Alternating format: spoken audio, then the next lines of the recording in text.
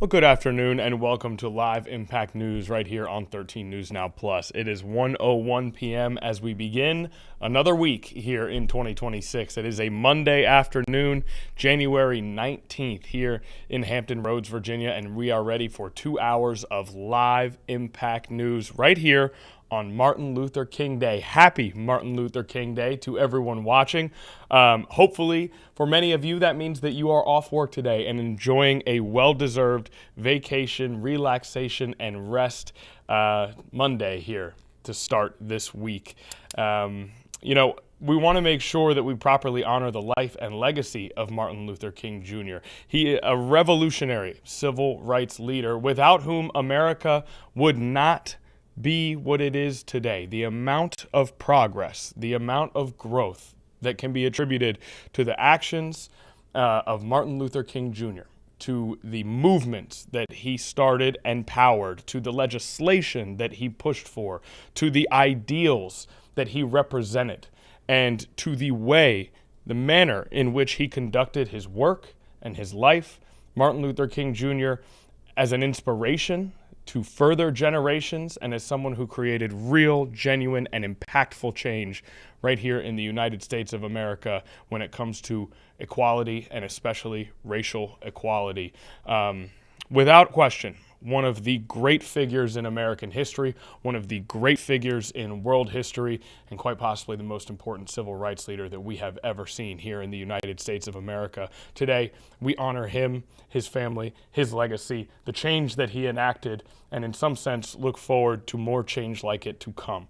Now, that includes a parade that is happening in Washington, D.C. as we speak. This is a live look at the Martin Luther King Jr. Day Parade in Washington, D.C.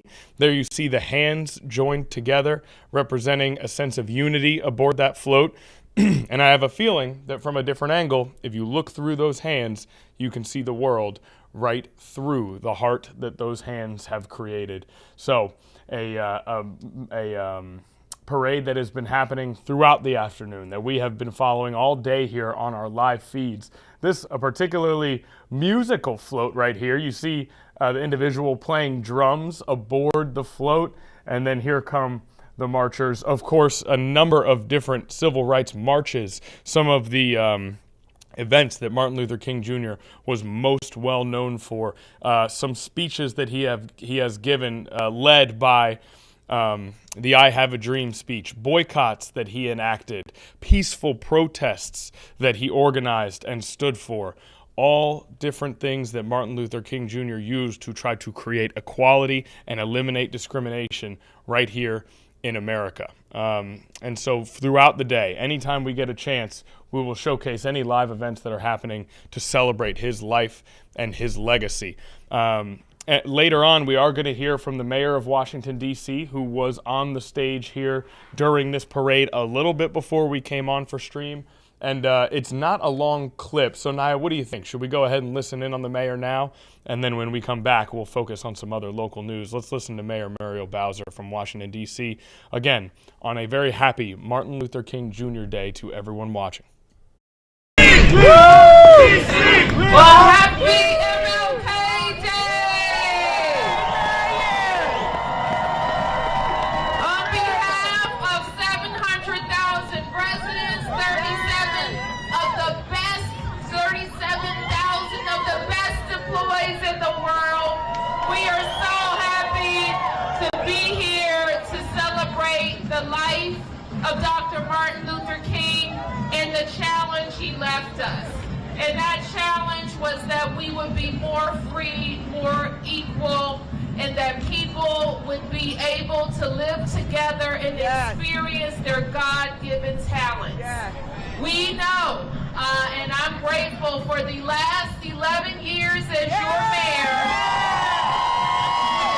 to have delivered on the promise of making sure we deliver a fair shot for everybody willing to work hard and love DC as much as they possibly can. And so we know that there's more work to do, but I promised 4 days, those 11 years ago, and I promised Mary and Barry that I would do more for Ward 8 than he was ever able to do. And we have delivered over $1 billion of investment to the great Ward 8, including a brand new hospital, hundreds of units of housing, more food access than we could have ever imagined, new schools, new reps, and more is to come. So let us remember, DC, that when we get knocked down, we get back up. When people think of the most beautiful city in the world, it is Washington, D.C. So whether you have been here for 5 minutes or 5 generations like me, we are Washington, D.C. Happy MLK Day!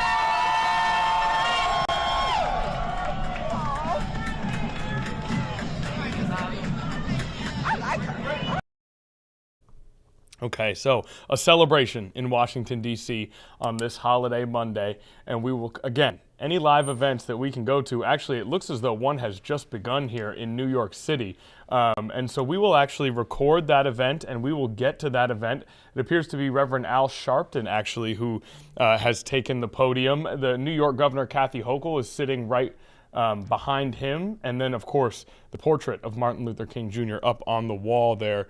I know you guys can't see. There we go. So we'll get to this event very shortly here, but before we get to this event, we're actually joined in studio by Taylor Stephenson, meteorologist extraordinaire, and we have Taylor in here quite often to go over the forecast. It takes on a little bit of added significance today because it appears as though we could have a major winter weather event headed to Hampton Roads for next weekend. First of all, Taylor, how are you doing? I know it's been a long morning of forecasting for you guys. Yeah, I'm good. Yeah, it's a long morning of forecasting because even starting yesterday, I was seeing the signals for a good chance for snow for this upcoming weekend.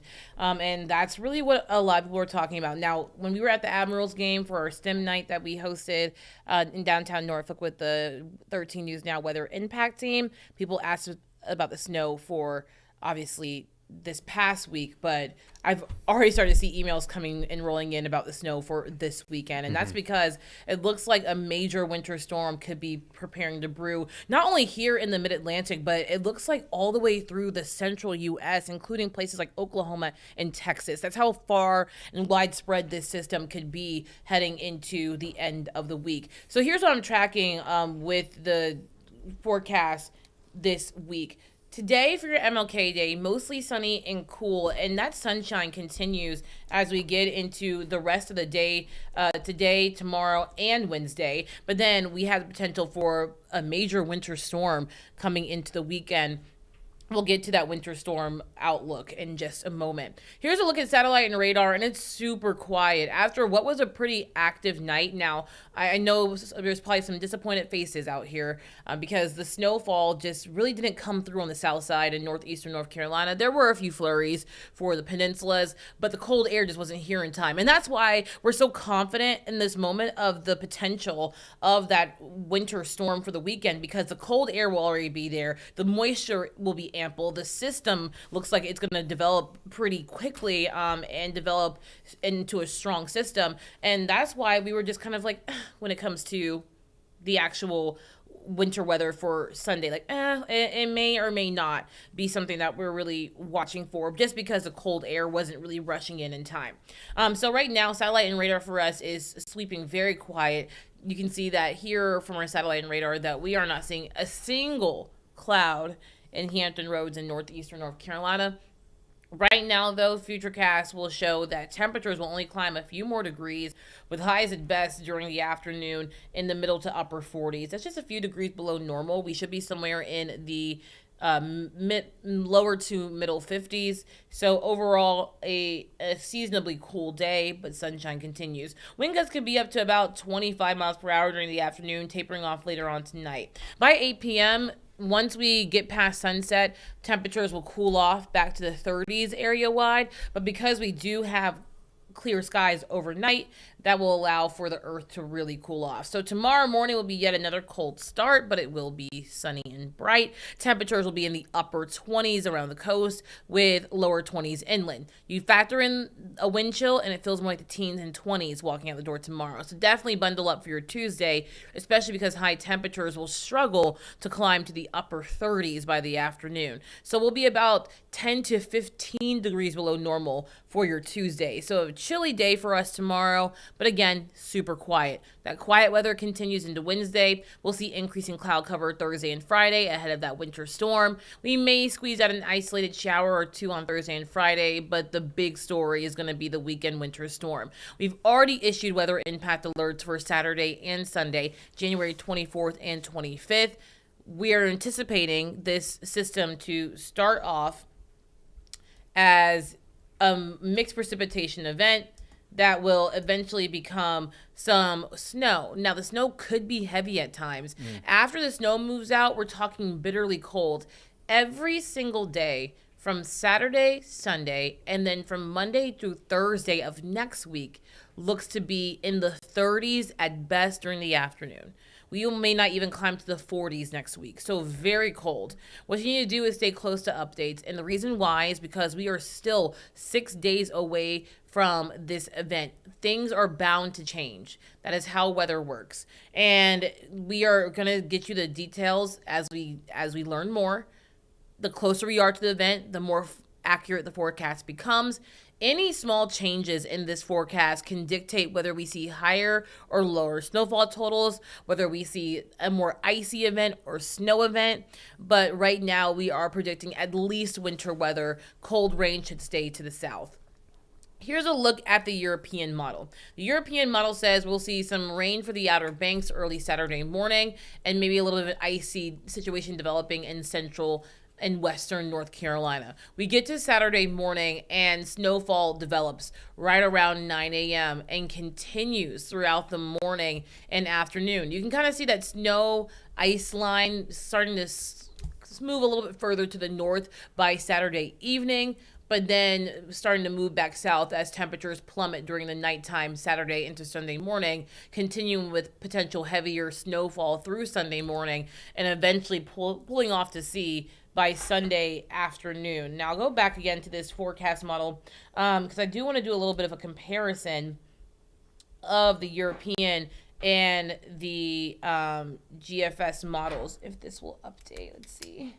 Hopefully this is the same thing. Yes. So Sunday afternoon, it shows the tapering off of those snow showers for the GFS model, but then the European model says it should still be snowing by 3 p.m. on Sunday. The reason why we show this comparison and not really the snowfall during the day is because we kind of know that this is going to be a 24 to 36 hour event. What we want to know is when will the snow stop, because that will also dictate snowfall totals for this event. The snow stops earlier for the GFS means that will lead to lower snowfall totals. The snow continues during the afternoon.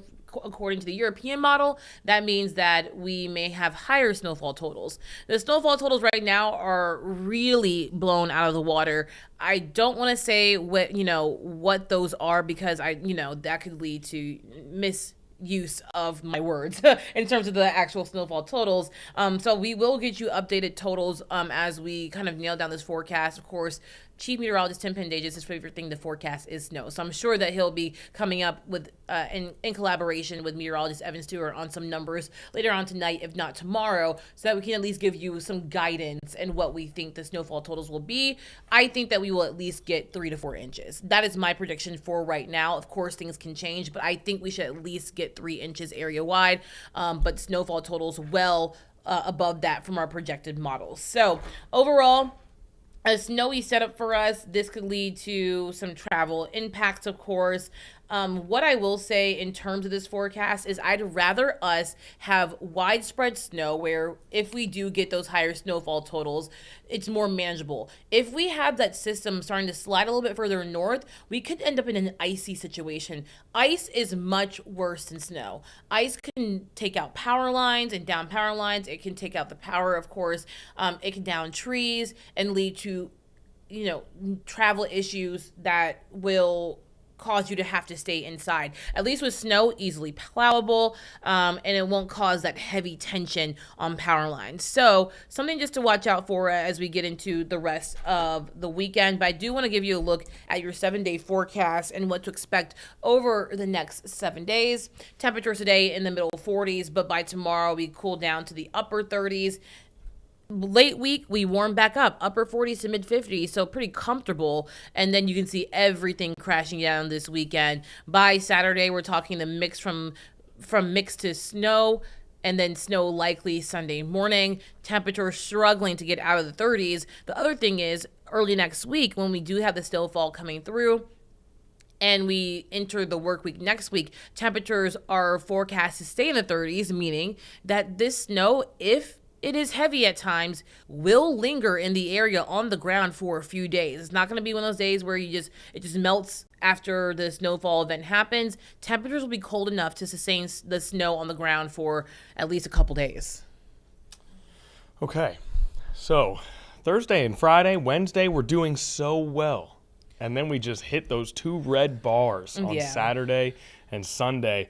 We have already labeled this a weather impact alert. You know, typically when we talk about things like this, you, Craig, others who join us here in Live Impact News will say, here's what we think might happen, but there's a lot of development that still needs to occur before we really know what we're getting into. Mm-hmm. You guys have called this one extremely early. Yes. Why is this one such an early call?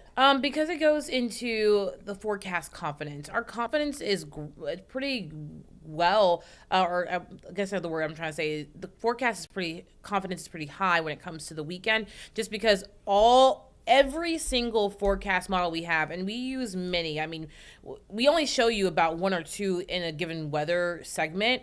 There are easily about 4 to 8 that we consult on a daily basis. If all 4 to 8 of them are showing snow on Sunday and Saturday, it's pretty good confidence that it's going to snow, because a lot of times in these past events where we've had the potential for snow over the past couple of weeks, the GFS model will say, hey, we're going to see 2 inches of snow. The European model says none at all. That means we have very little confidence in the forecast. When every single forecast is calling for at least 4, 5, 6 plus inches of snowfall, every single one of them, we have to at least say, hey, there is some pretty good potential that this could be a winter storm that does impact us in some way. And does it look like it's going to be more impactful on the peninsula, on the eastern shore? We're expecting greater impacts up in more northern areas of our region. Good question. It all depends on where that system tracks. If it tracks further north, then we're talking more of an icy event, which could be, in my opinion, more impactful than an all snow event, right? Because ice can lead to hazardous travel.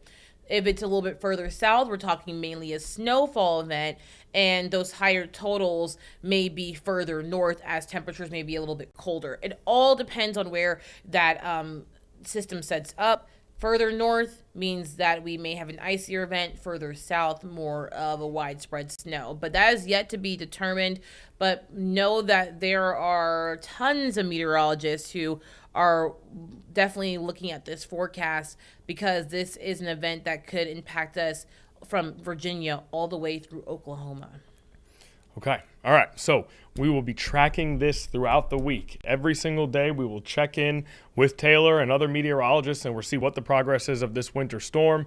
And of course, we had our daily forecast as well.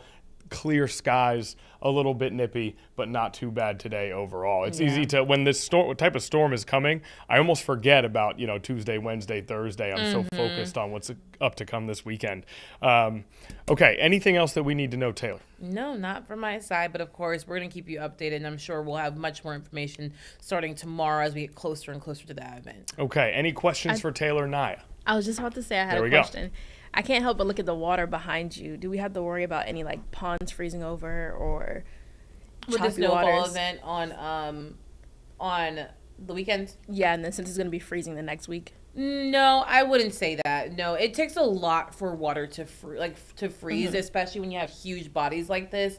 Now, when it comes to any ice, anything that melts during the day, on the roads will likely refreeze overnight. But it comes to these big bodies of water, they're so large that it takes a lot of cold air to actually get a layer of ice on them. So I wouldn't say that. 30 degrees, 31 degrees, you're not in body of water freezing over territory. But not even ponds. Because the water like prompted me to ask the question, but no, sure. not ponds either. It would take significantly cold temperatures for a long period of time. I'm talking temperatures in like the teens, right? Lower 20s, because temperatures will rise.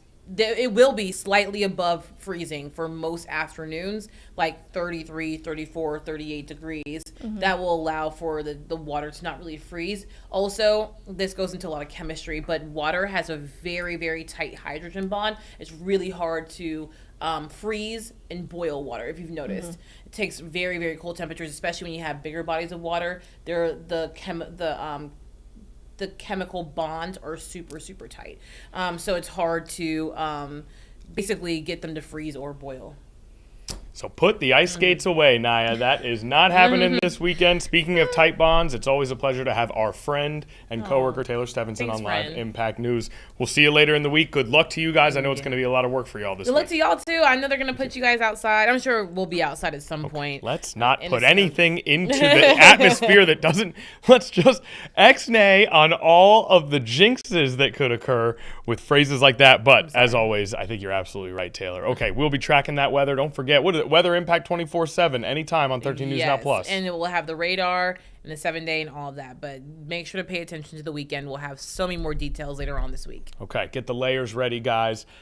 Start thinking about how you're going to decorate the snowmen, right? Do we have carrots that are stocked in the fridge? And I'm not talking about the mini ones, because you got to make sure your snowman has a nose. What kind of sledding materials do we have? Maybe start to think about, if there is a snow day coming up, how do we capitalize on it? How do we take advantage? How do we stay safe while doing so? And of course, more than anything, we'll be looking out for that ice that Taylor talked about that could be so dangerous if it gets down to that type of situation. Okay, now we're going to let's take another look at the Martin Luther King Day Jr. Celebration Parade happening in Washington, D.C.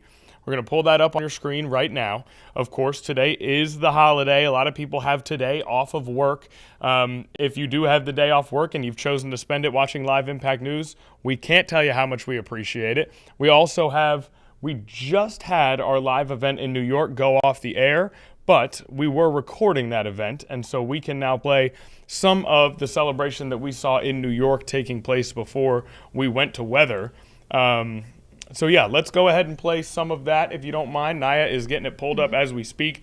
This is Governor Kathy Hochul of New York, and we saw Reverend Al Sharpton at the podium as well, speaking at a Dr. Martin Luther King Jr. Day Public Policy Forum in New York City. So perhaps even more so than a celebration, an opportunity to discuss policy, potentially legislation.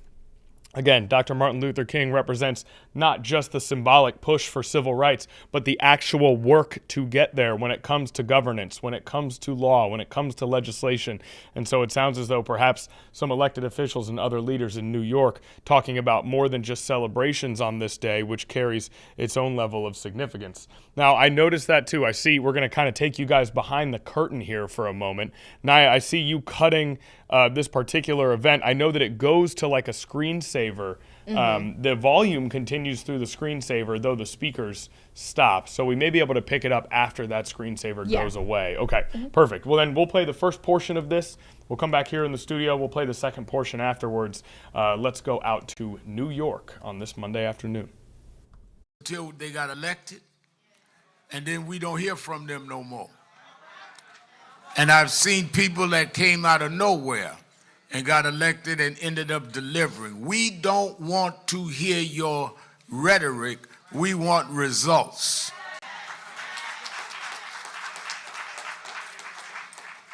Let me say this, and I'm going to start having our officials come. There's never been a time more in my life that the dream of Dr. King is at risk than right now. The major laws passed in the King movement, Voting Rights Act of 65, Civil Rights Act of 64, are both under threat right now. Section 2 of the Voting Rights Act is in front of the Supreme Court. And with this court, it can be wiped out or diluted. The fight against DEI is the core of what the Civil Rights Act of '64 was about. The Trump administration is a direct threat to King's dream. In fact, for us to stand here today and see an unarmed white woman shot and killed in New Orleans, and no one, I'm sorry, in Minnesota, y'all handing me notes. Y'all got the wrong cities. For young, 6 years ago, let me put it this way, 6 years ago, we were in Minneapolis because of George Floyd. His family had called me, we went, led the marches, I did the funerals. 6 years later, you have an unarmed white woman that had just brought her child to school, 6-year-old child, shot at point blank range. And all they can say is, well, she said something. She said, I love you, buddy. But if she cursed him out, does that give them the right to shoot her? And they're now talking about sending in National Guard, sending in more ICE agents, sending 1,500. We are in a state that Dr. King would have been fighting against this country going this far. We've already seen in the national parks on holidays, several holidays, you could go to the national parks free. First thing Trump did was now say on Martin Luther King Day and on Juneteenth he got to pay. But you don't have to pay on Flag Day because that's his birthday. This is the climate we in. So all of y'all that talk about I'm young and don't remember the King days, I was 12 when he got killed.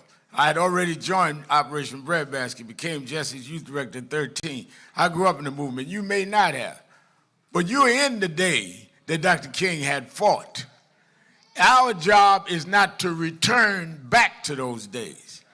That's why we are passing tests of if everybody gonna do everything we want. If people are on our side, we can disagree without being disagreeable, because we have folks that are adversarial to the interests of our community. And we need to make a pledge on King Day that we're gonna fight and make what should happen happen to preserve the dream of Dr. King.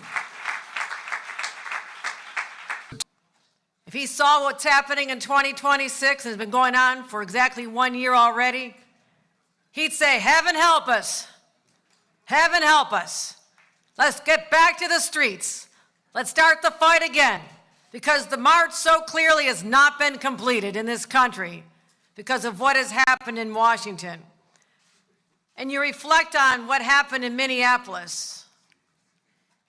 A 6-year-old child woke up with a mother and went to bed an orphan in the United States of America. And if that can happen to one woman in Minneapolis, what about everyone else who stands in the way of this would-be king asserting his power? And I'll tell you this,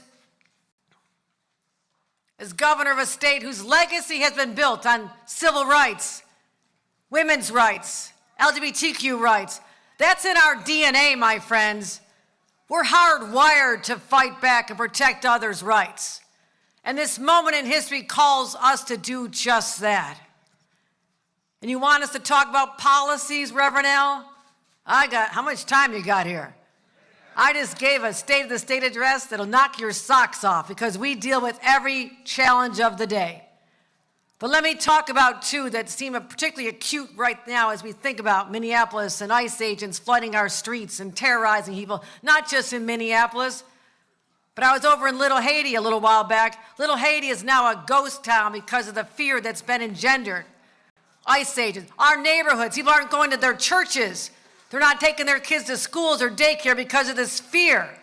And it's not an unfounded fear. Families are being separated day after day, even people going to court to follow the law.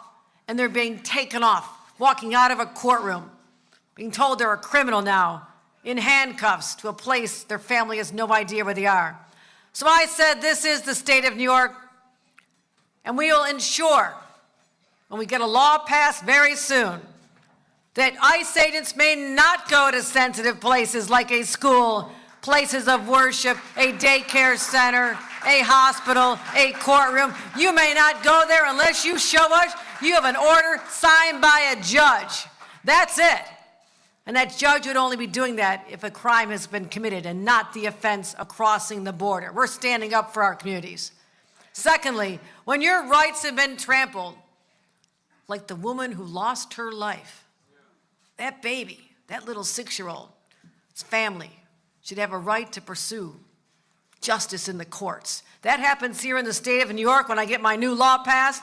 Every single person who's had their constitutional rights taken away by ICE, whether you're reporters covering the story and are beaten up and pushed aside, a factory owner in upstate New York that I went to, and this is ruby red Trump country, ruby red, where a factory owner who told me he voted for Donald Trump, no, he regrets it now, don't worry. We're good. That ICE agents showed up and walked into a workforce of 170 hardworking people making power bars to ship to Walmarts and Costco's around the world, and they separated them in the break room by the color of their skin. Whites over here, black and brown over here, and the black and brown individuals were taken away by ICE. Didn't care if they were U.S. citizens, didn't care if they had legal status, didn't care a damn thing. And in fact, 6 of them were mothers with children under the age of 1 who were nursing their babies, and they were separated from them. I'm a mother. I'm New York's first mom governor. And you tell me stories like this, the depravity and the cruelty going on in our own state? We have to stand up. They should have rights to sue and say, you damaged my economic well-being, you hurt my family. You have a right to stand up against power. That's what I'm talking about here in the state of New York. And briefly, the policies that we're talking about, ensuring that we have affordable child care for every child who calls themselves in New York. And I want to thank our mayor, Mamdani, for standing with me in this fight, because I am that mom who had to give up a job I love because I couldn't find affordable child care. And why am I so vested in housing, the right of decent housing for everyone?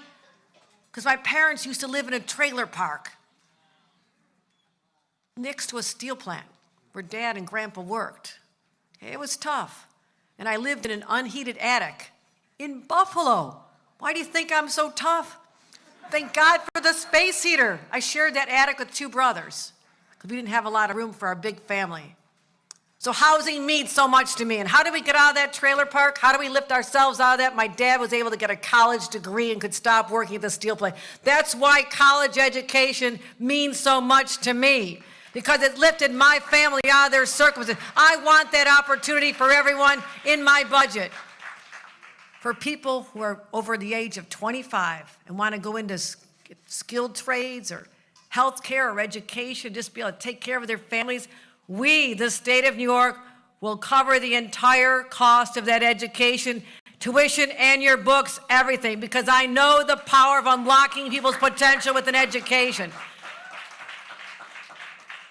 We're going to continue focusing on driving down the high utility rates and car insurance rates and all those areas where you're at the end of the month, you're just saying, I can't make ends meet. I've lived that experience. I've clipped the coupons.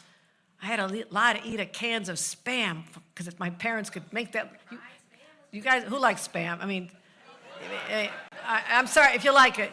You open up the can, your little kid getting creeped out by the jelly and all that. My mom would fry it and call it dinner. Okay, it was a cheap way to serve a big family. So I have lived that life. And my job as the governor of New York is to say that no one else should have to struggle, because this is a great state, a shining state. We should be example to others. And we'll do that in how we protect our immigrant community and how we lift up our families and how we keep them safe. Thank you very much. Dr. King should be proud of New Yorkers because this is the state where we mobilize, we take to the streets, and we fight back every single day. Thank you much, everybody. Thank you very much.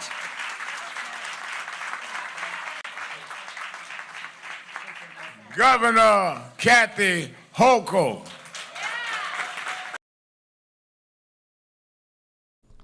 Okay, so more celebrations on Martin Luther King Jr. Day. We saw the parade in Washington, D.C.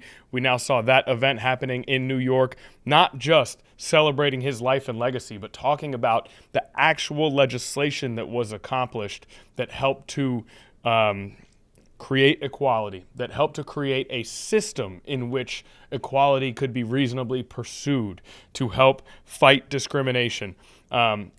Pieces of legislation to go along with marches, protests, speeches, and all else that was enacted during his time as a civil rights leader.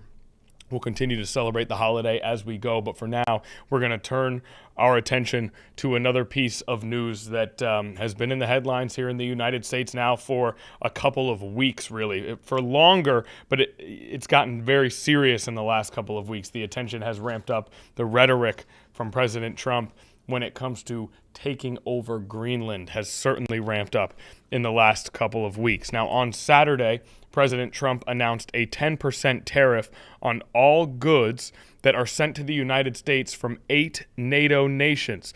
The 8 NATO nations are the nations that sent troops to Greenland to take part in military exercises. Again, Trump announced this on Saturday, and those particular nations: Denmark, Norway, Sweden, France, Germany, the United Kingdom, the Netherlands, and Finland. Now, later this week, leaders of all 27 European Union nations will meet in response to Trump's escalating pressure to acquire Greenland. Those 10% tariffs start on February 1st. Come June 1st, they would increase to 25% if still in place, as Trump continues his pursuit of Greenland. Now, Greenland is an autonomous territory of Denmark, and the Danish foreign minister had a press conference earlier today in which he spoke about this topic. So we are going to listen in to that press conference right now.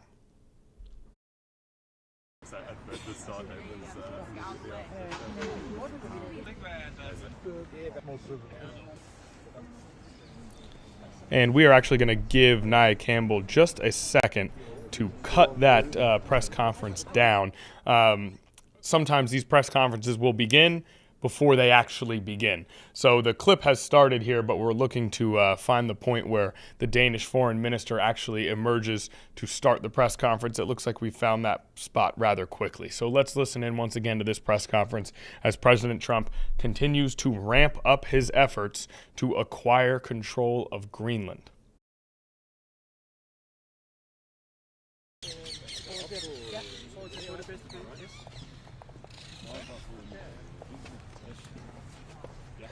Hej. Lars Løkke Rasmussen, al opbakningen til Danmark og Grønland i den her situation er jo selvfølgelig prisværdig, men er der særlig grund til at glæde sig over den britiske opbakning? Der er grund til at glæde sig over al den opbakning, vi får fra alle vores allierede. Men det er klart, at Storbritannien valgte jo for år tilbage, beklageligvis vil jeg sige, at forlade det europæiske samarbejde. Og ligger der et sted mellem Europa og USA og har en særlig relation, og derfor er det jo ekstraordinært positivt, at også Storbritannien med så klar stemmeføring, som deres premierminister gjorde det i dag, siger fra over for Trump. Det er meget, meget påskyndet, og derfor sagde jeg jo også, at jeg kommer ikke her for at søge opbakning, jeg kommer for at takke for den opbakning, vi har fået. Men hvad har du fået med dig hjem fra mødet i dag? Jeg har fået med mig hjem det samme, som offentligheden også har fået. Altså et stærkt britisk signal om, at uanset særlige relationer, så er der altså også nogle særlige spilleregler i verden, som man ikke må gå på akkord med. Og en af grundreglerne, det er jo altså landenes suverænitet og territoriale integritet. Og det har Storbritannien jo her i dag, altså både offentligt med premierministeren, og nu er min kollega Yvette Cooper på vej ned i parlamentet for at gentage det samme budskaber på det møde, jeg har haft med dem i dag. Det har de slået fuldstændig fast med syvtommer søm, at det er non-negotiable. Altså det kan ikke forhandles, det gælder. Det er en klar linje, som selv Trump ikke skal have lov at træde over. Men er der nogen som helst indikation på, at det gør indtryk på ham? Det får vi jo se. Det vi i hvert fald med sikkerhed, det er, at hvis ikke vi giver et stærkt respons, så sender vi jo signal om svaghed. Jeg var i Washington i sidste uge og havde jo sådan set en aftale med hans vicepræsident. Synes det var så tæt på Trump, man kunne komme, som jeg i hvert fald kan komme, om at vi nu skulle sætte os ned og se på, kan vi løse det her på en måde, hvor vi imødekommer amerikanske rimelige ønsker, fordi der er en ny situation i Arktis, og den vil. Okay, naturally, we thought that press conference was going to be in English. It came through our live feed earlier today, and was information was sent to us about the press conference and what time it was airing. Typically, that means that it'll be content that is usable for our audiences. Obviously, that particular case, that is not what happened. Now, we did hear from the Danish foreign minister last week. He and the foreign minister of Greenland both were at the White House to meet with President Trump.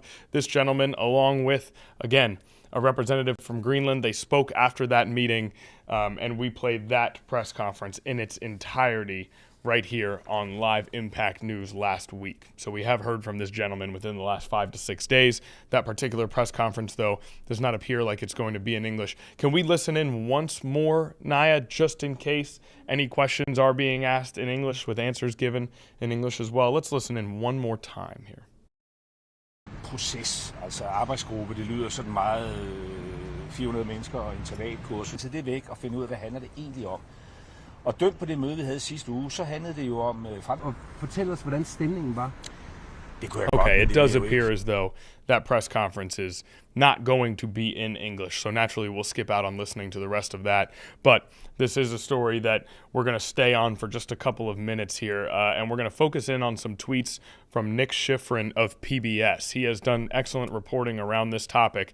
And we are going to now go over some information that he has put up on his X account. First, a statement from, as you see, those nations that the tariffs have been placed upon by President Trump, expected to begin February 1st, a statement from the heads of state and government of those 8 nations. Quote, as members of NATO, we are committed to strengthening Arctic security as a shared transatlantic interest. The pre-coordinated Danish exercise, Arctic Endurance, conducted with allies, responds to this necessity. It poses no threat to anyone. We stand in full solidarity with the Kingdom of Denmark and the people of Greenland. Building on the process begun last week, we stand ready to engage in a dialogue based on the principles of sovereignty and territorial integrity that we stand firmly behind. Tariff threats undermine transatlantic relations and risk a dangerous downward spiral. We will continue to stand united and coordinated in our response. We are committed to upholding sovereignty. The sovereignty of Greenland, that is, of course. Now, President Trump has stated that part of his desire to take over Greenland is to protect it from the same thing happening at the hands of China or Russia taking over Greenland. He has called into question Denmark and Greenland's ability to protect themselves and to protect the island of Greenland. Last year, Copenhagen from Denmark announced a $6.5 billion Arctic defense package in response to United States criticism that it had failed to adequately protect Greenland. So there was a $6.5 billion investment coming out of Copenhagen in an Arctic defense package that was a response to that criticism that Greenland and Denmark could not protect the island. And so Arctic Endurance, a part of that investment, a part of those security exercises, and a part of the reason that those 8 nations had troops in Greenland. So let's move on to this other message from Nick Schifrin. Now, this particular tweet is going to outline the words of President Donald Trump. This is a letter from the president to the leader of Greenland. It was forwarded by the NSC staff to multiple European ambassadors in Washington.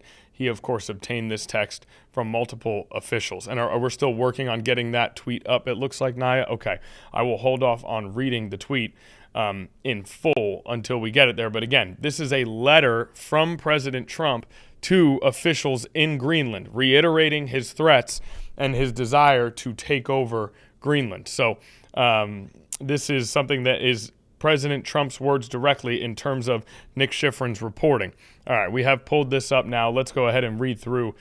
Dear Ambassador, President Trump has asked that the following message shared with the Prime Minister be forwarded to your name.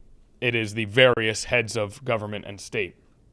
Dear Jonas, Jonas is the Prime Minister. Dear Jonas, considering your country decided not to give me the Nobel Peace Prize for having stopped 8 wars plus, I no longer feel an obligation to think purely of peace, although it will always be predominant, but can now think about what is good and proper for the United States of America. Denmark cannot protect that land from Russia or China, and why do they have a right of ownership anyway? There are no written documents. It's only that a boat landed there hundreds of years ago, but we had boats landing there also. I have done more for NATO than any other person since its founding, and now NATO should do something for the United States. The world is not secure unless we have complete and total control of Greenland. Thank you, President DJT, ostensibly standing for Donald J. Trump. A lot in there to parse through here, and we'll leave much of that up to people at home. We wanted to make sure we relayed the entire letter, but specifically at the very beginning, linking his decision to continue his pursuit of Greenland in some way to the country not deciding to give him the Nobel Peace Prize. Considering your country decided not to give me the Nobel Peace Prize for having stopped 8 wars plus, I no longer feel an obligation to think purely of peace.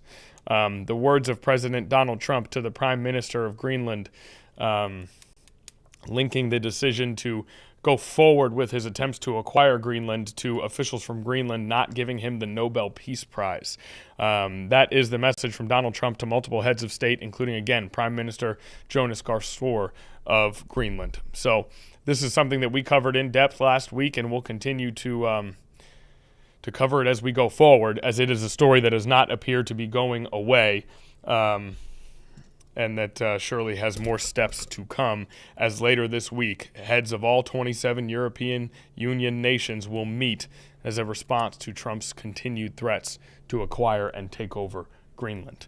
So, more to come when it comes to that story. Now, a couple of other things that we have that we've wanted to get to today. I see, Naya, that you've pulled up Governor Abigail Spanberger, inaugurated on Sunday, the first ever woman to be governor of Virginia, and we were there covering this event. Janet Roach did a tremendous job covering the inauguration in Richmond, Virginia on Saturday.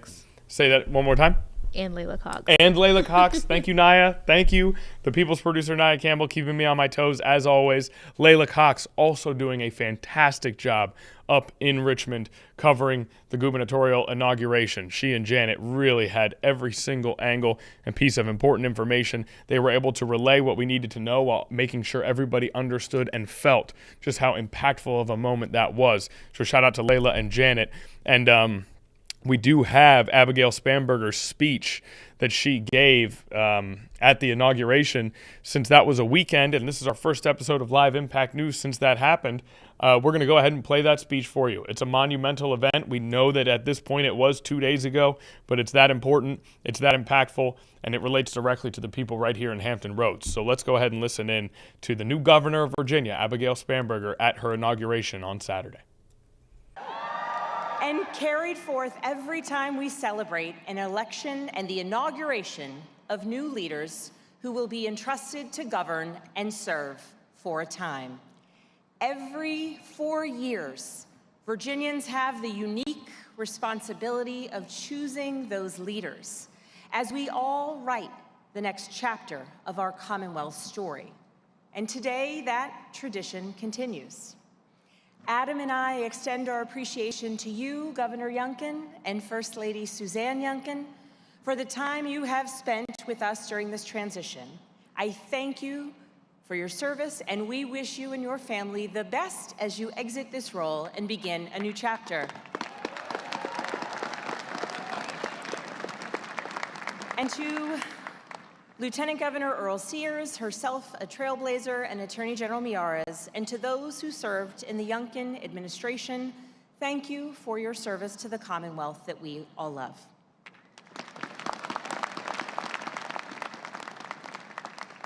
To the former governors in attendance today, I am grateful that you are here. I thank you for your outreach, for your offers of support and your help, and for your continued commitment to Virginia.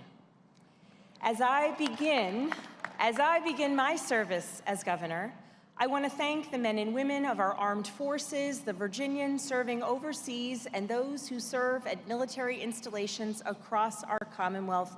Thank you for your defense of our freedom.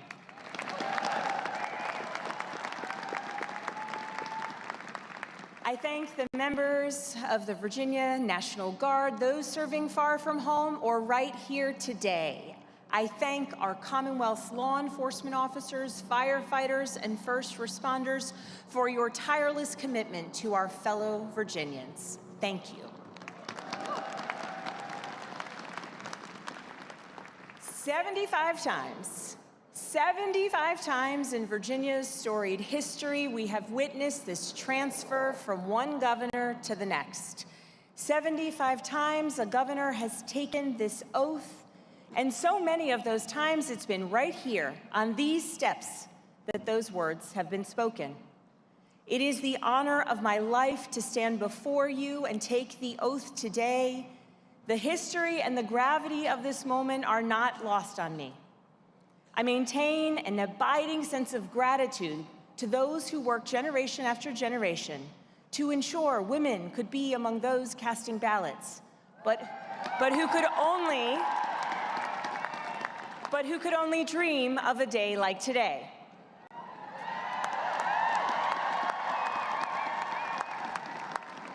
I stand before those who made it possible for a woman to also participate in that peaceful transfer of power and take that oath.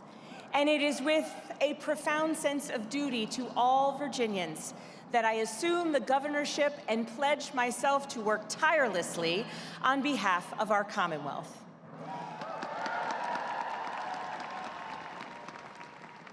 This year marks the 250th anniversary of two milestones in American democracy. The first is the signing of our Declaration of Independence, drafted by Thomas Jefferson, Virginia's second governor, and the man who designed the very building behind us today. And the second milestone we remember this year is the inauguration of Patrick Henry as Virginia's first governor. Governor Henry is best known for his call against tyranny at St. John's Church just up the road, words that helped launch the American Revolution. But in his final public speech, delivered in Virginia years later, in 1799, he made an appeal to his fellow citizens, warning against the divisions that were threatening our young country. His appeal remains timeless. He said, "United we stand, divided we fall. Let us not split into factions which must destroy that union upon which our existence hangs." I'll say it again, let us not split into factions which would destroy that union upon which our existence hangs. That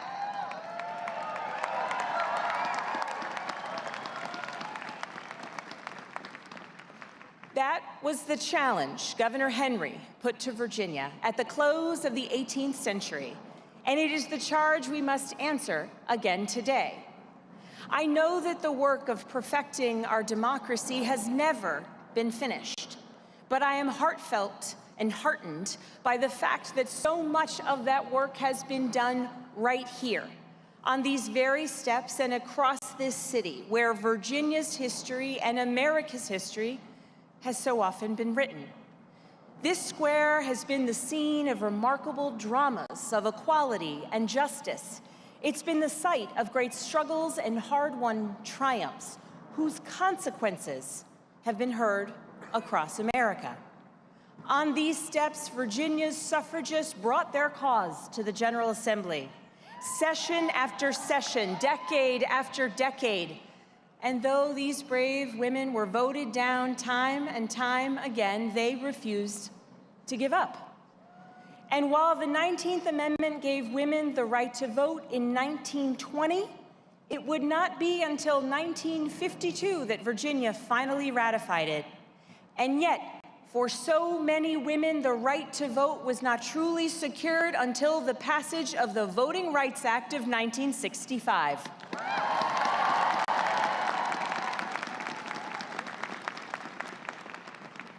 In 1960, Dr. Martin Luther King Jr. addressed a crowd of more than 2,500 people here in Richmond. He implored the then governor to comply with the Brown v. the Board of Education ruling, building upon a message he had issued 1 year prior when he wrote, quote, "Today is a day for great men, great ideas, great movements." And in his urgent appeal for progress, he wrote, "As Virginia goes, so goes the South, perhaps America and the world."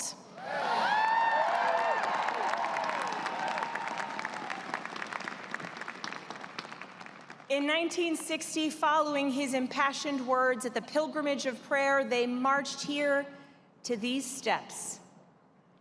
In the generation since Governor Henry's plea, as rights have been won and progress has been made, our Commonwealth and our country have faced hurdles, hardships, division, and bitterness.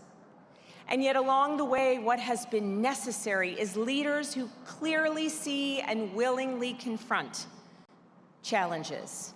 And even more importantly, what has always been essential is for people, everyday people, we Virginians, to do the same. And so it was in 1970, as our Commonwealth faced once again deep divisions, that Virginia's 61st governor didn't shy away from the challenges before him.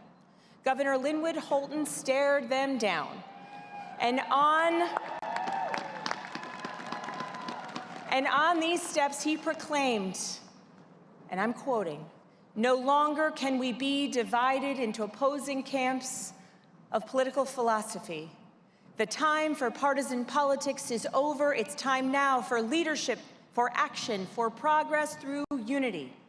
And he went on to issue a challenge. "I turn today to all Virginians, whatever their political persuasion, and say, let us act together."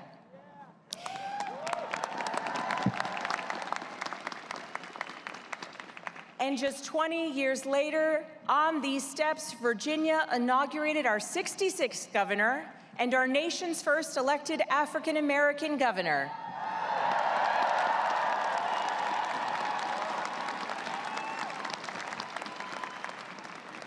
Governor L. Douglas Wilder changed what so many of our fellow citizens believed was even possible. And today, on your 95th birthday,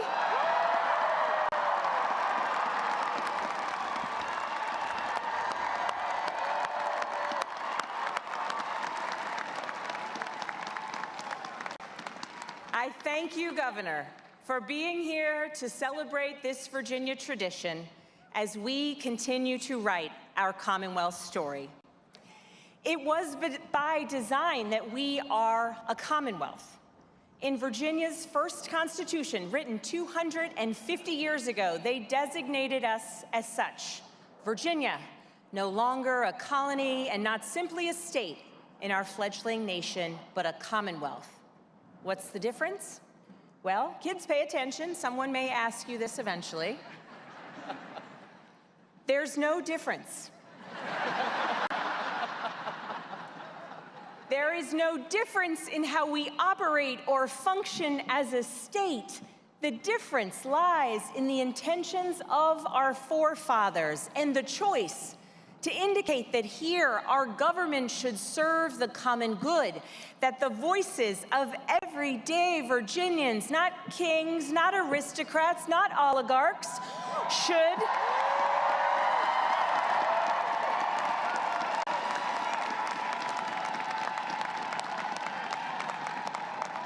that the voices of everyday Virginians should drive us forward, and that our prosperity depends on that union. That our leaders and our fellow Virginians should join in common cause, find common ground, and pursue common purpose. That is the concept at the heart of what it means to be a Commonwealth. And this is what it means to be united for Virginia's future. And while I have spoken at length about our history, today must be about our future and the story we will write together.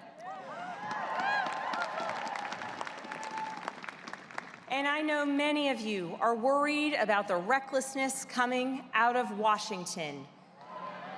You are worried about policies that are hurting our communities, cutting healthcare access, imperiling rural hospitals, and driving up costs. You are worried about Washington policies that are closing off markets, hurting innovation and private industry, and attacking those who have devoted their lives to public service. You are worried about an administration that is gilding buildings while schools crumble, breaking the social safety net and sowing fear across our communities, betraying the values of who we are as Americans, the very values that we celebrate here on these steps.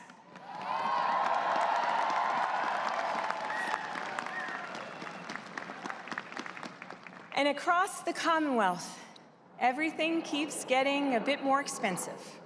Groceries, medicine, daycare, the electricity bill, rent, and the mortgage. Families are strained, kids are stressed, and so much just seems to be getting harder and harder. Growing up, my parents always taught me that when faced with something unacceptable, you must speak up, you must take action, you must write what you believe is wrong and fix what isn't working.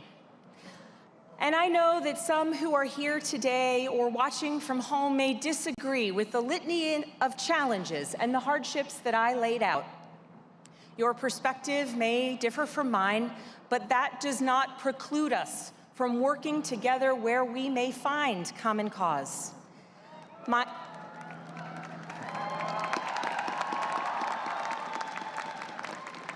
My priorities for the people of Virginia are drawn from my own background and experience. I grew up in a family where my parents modeled a commitment to service and community, my father in law enforcement and my mother in nursing.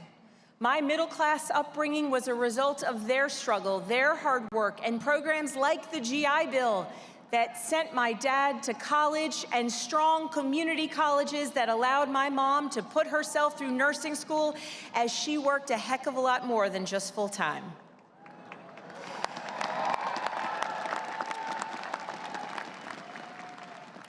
I followed my father's footsteps into law enforcement. At my academy graduation, he handed me my badge and my credentials. And I entered a world where I had to get it right every time and do right by everyone I encountered, victims, witnesses, fellow agents, and the person whose name was on an arrest warrant. Then, as a CIA officer, I worked to combat the greatest threats facing America. I worked to keep our nation safe at home and abroad, and I saw firsthand that the world is safer when the United States shows our mighty strength through the lives we save, the diseases we eradicate, the technologies we create, and the leadership we show on a global stage.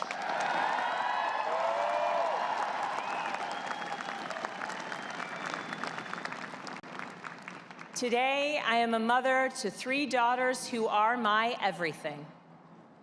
And there is nothing more important to me than their safety, their health, their education, and their future. And I know that far too many parents work hard to make ends meet, but still worry how they'll put food on the table, take their sick child to the doctor, or keep the lights on. When today is so uncertain, it is hard to dream big for tomorrow.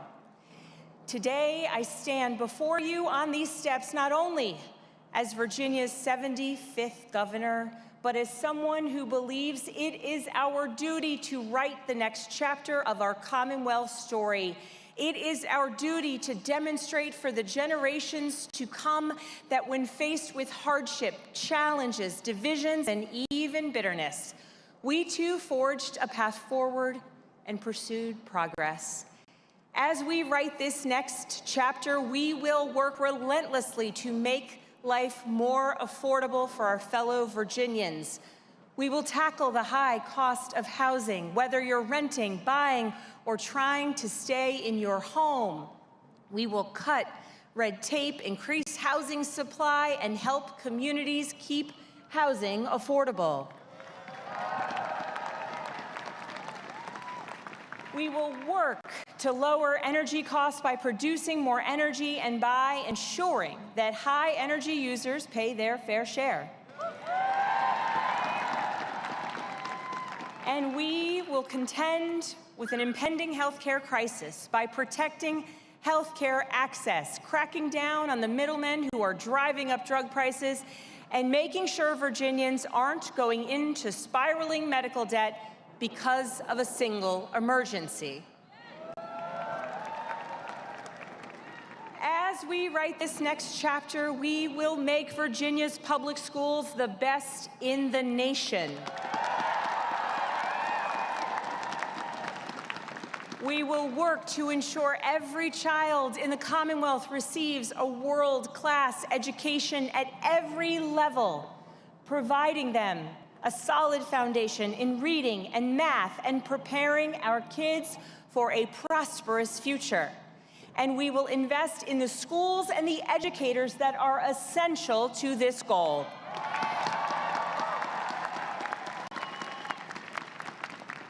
As we write this next chapter, we will grow Virginia's economy in every corner of the Commonwealth. We will invest in apprenticeships and job training of the future. We will bring capital investment to every region of our Commonwealth. We will stand up for Virginia's workers, including our federal workforce. We will expand opportunities for Virginia agriculture, our farmers, producers, agribusinesses, and farm families. And as we write this next chapter, we will focus on the security and safety of all our neighbors. We will take action to prevent gun violence, to support Virginians struggling with addiction, and to address the mental health crisis impacting our kids and our neighbors. And in Virginia, our hard-working, law-abiding immigrant neighbors will know that when we say that we will focus on the security and safety of all of our neighbors, we mean them too.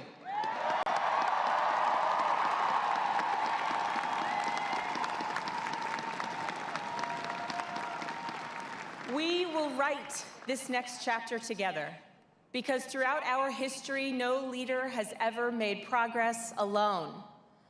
To my friends in the General Assembly on both sides of the aisle, I look forward to working with you. I know what it means to represent your constituents, to work hard for your district, and to pursue policies you believe in. We will not agree on everything, but I speak from personal experience when I say we do not have to see eye to eye on every issue to stand shoulder to shoulder on others. Because Virginia has always been a place where we confront challenges, where we build coalitions, and where we prove that democracy still works.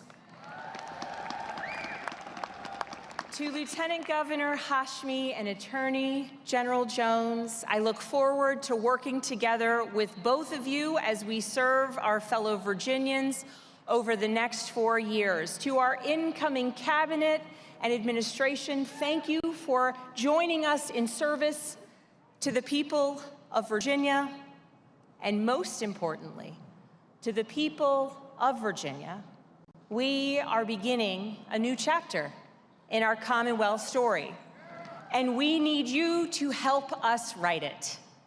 As we mark 250 years since the dawn of American freedom, what will our children, our grandchildren, and their descendants write about this time in our Commonwealth's history, this chapter 50, 100, 250 years from now? Will they say that we let divisions fester or challenges overwhelm us? Or will they say that we stood up for what is right, fixed what is broken, and served the common good here in Virginia?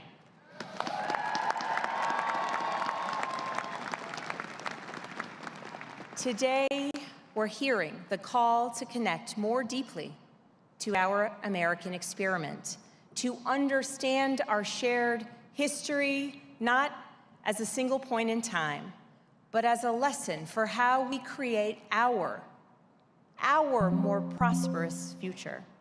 And so I ask, what will you do to help us author this next chapter? As your governor, I pledge to you that I will work tirelessly for you and for our Commonwealth. And today, I find myself thinking about Dr. King's pilgrimage of prayer.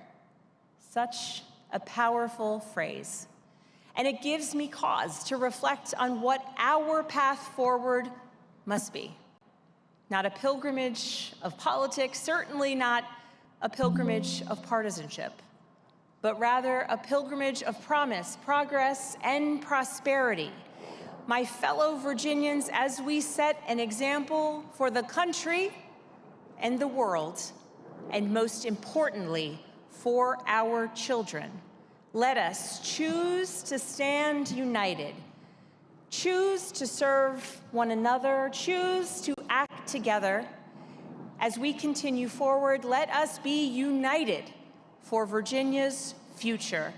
Thank you all so very much. May God bless the Commonwealth of Virginia, and may God bless the United States of America.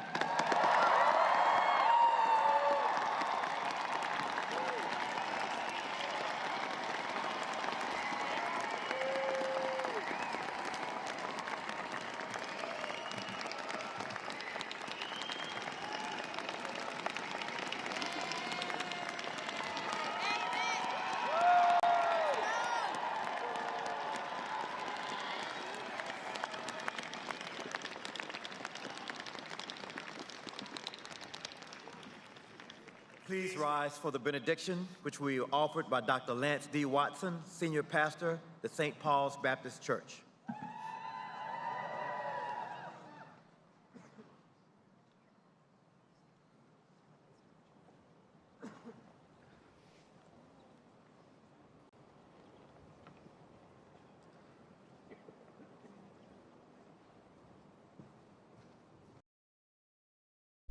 Okay, comments from Governor Abigail Spanberger on a historic day in Richmond, Virginia.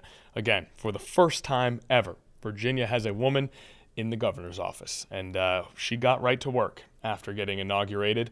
10 different executive orders signed by Abigail Spanberger over the weekend as she begins her governorship here in Virginia. Now, the first thing we're going to do, I'm just going to quickly go over the 10 executive orders that were signed, and then we are going to hear from the Leslie Coggle, the Associate Professor of Political Science at Virginia Wesleyan University, who breaks down a little bit of what she sees about one of these specific executive orders, which is the one that is most directly related to affordability. And that is the first one here. A statewide affordability directive orders the governor's secretaries and all executive branch agencies to submit reports within 90 days to the governor's office, identifying immediate, actionable budgetary, regulatory, or policy changes that would reduce costs for Virginians. So, statewide affordability directive, the first executive order. The second executive order, Interagency Health Financing Task Force. This establishes the cross-agency task force within the Office of the Secretary of Health and Human Resources to develop a unified financing strategy for all state agencies within that secretariat to maximize federal funding, reduce duplicative spending, and strengthen Virginia's long-term health care infrastructure.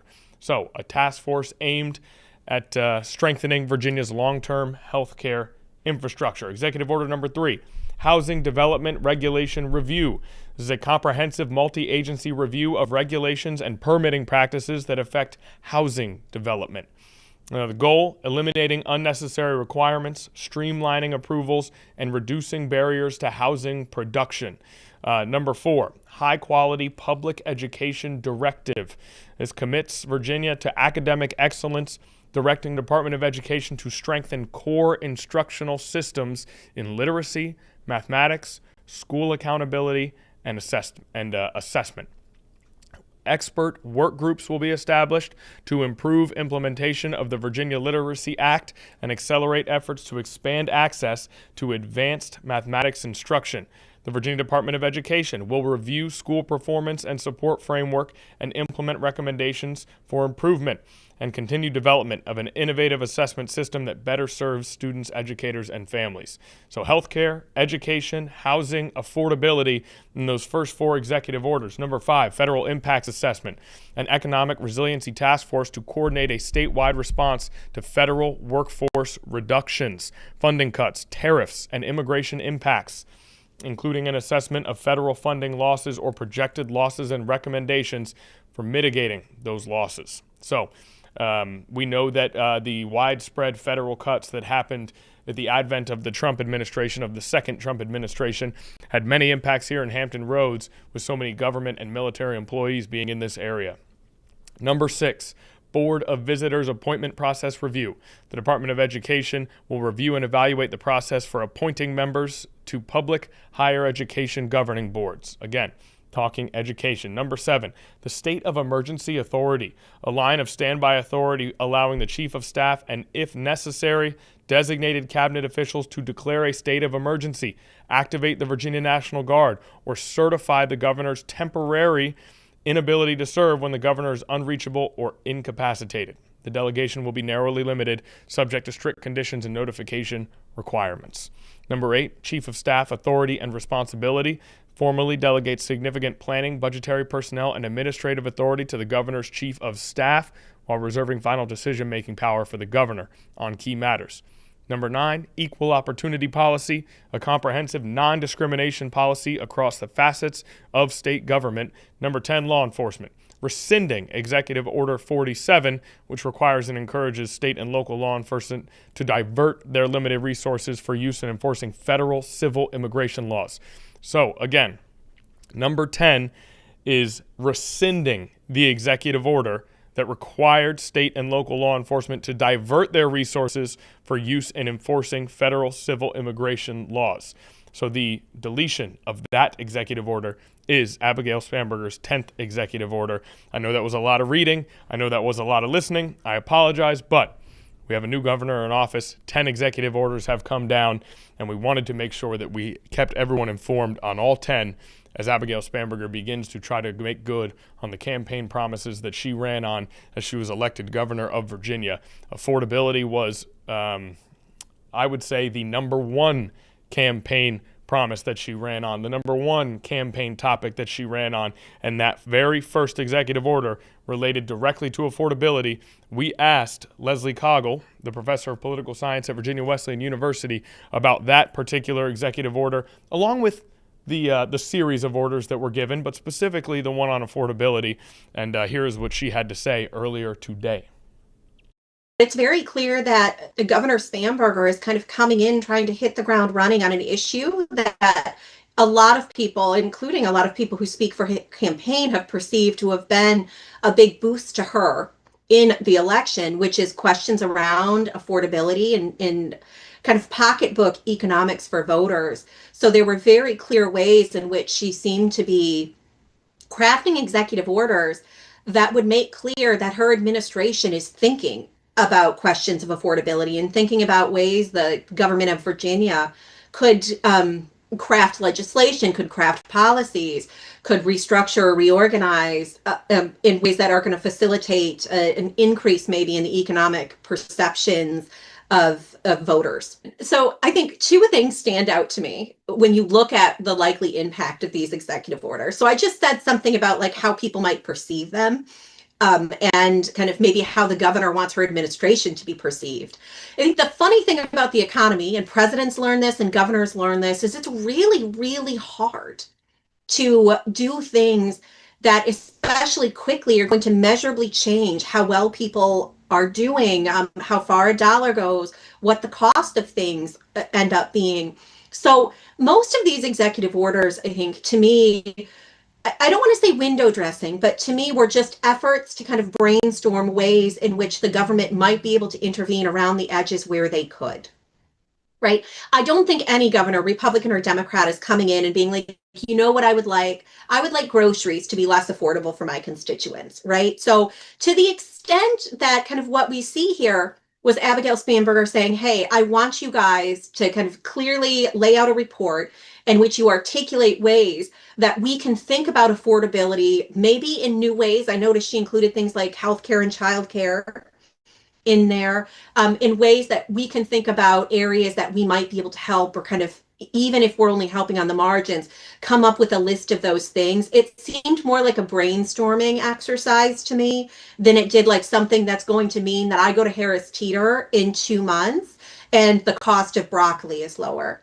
The other thing that kind of stood out to me is a lot of the kind of planning and discussion that seems to underlie these executive orders had to do with ways to mitigate some of the harms that have happened in Virginia as a result of federal policies. So I noted some of the executive orders talked about doing things that would help people who had been cut as part of the DOGE cuts.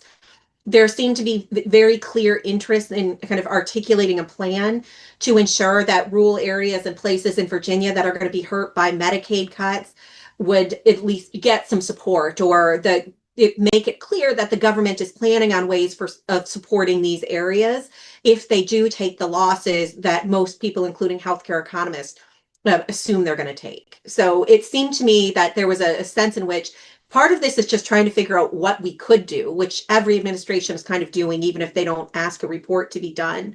And the other thing is thinking about ways in which these policy changes that are coming at the federal level can be blunted a little bit for Virginians, because many of these policy changes will make affordability problems, especially in areas like health care, SNAP benefits, things like that, a little bit worse.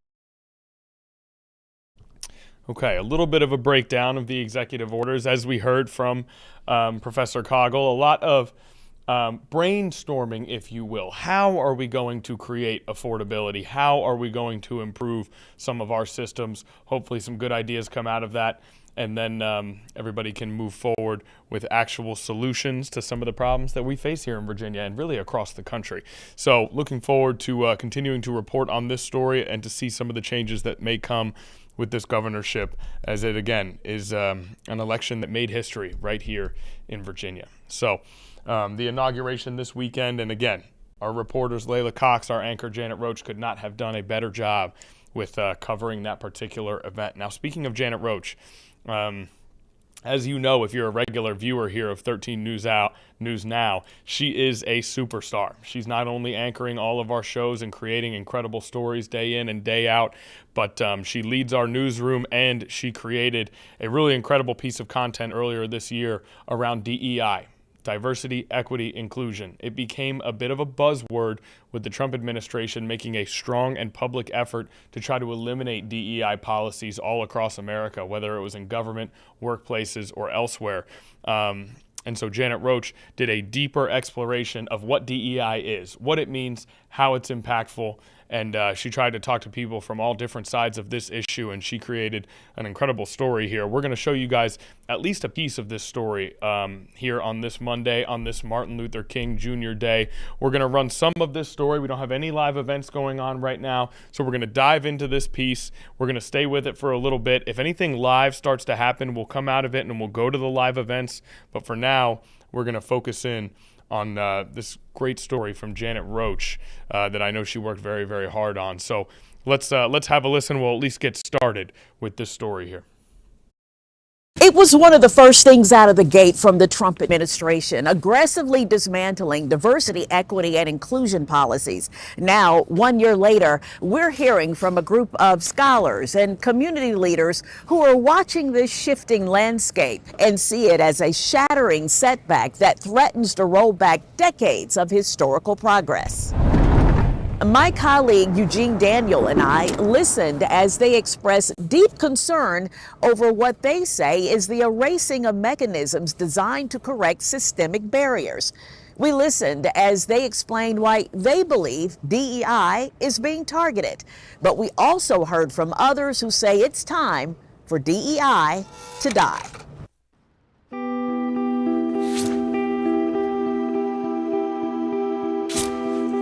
We brought together this group of people to deliberate over a topic we hear so much about. It is a conversation. DEI, diversity, equity, and inclusion. Words many say project strength, now being strangled by a narrative of division. A lot of times individuals forget about accessibility. When we talk about socioeconomic factors, I don't want to dilute race, including LGBTQ, veterans, youth. These are experts who understand the meaning of DEI and say its purpose is being twisted, its promise mangled. What is diversity, equity, and inclusion?